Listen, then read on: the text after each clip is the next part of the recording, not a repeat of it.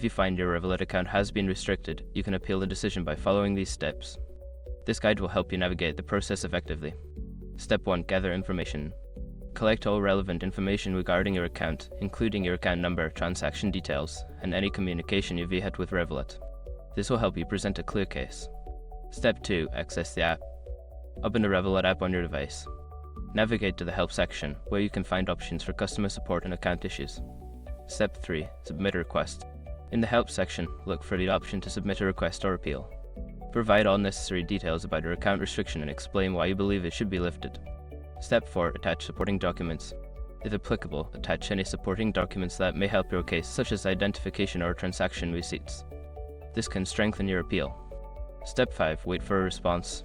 After submitting your appeal, wait for a response from Revolut. This may take some time, so be patient. Keep an eye on your email and app notifications for updates. Once you have completed these steps, you should be on your way to resolving the issue with your account. Good luck!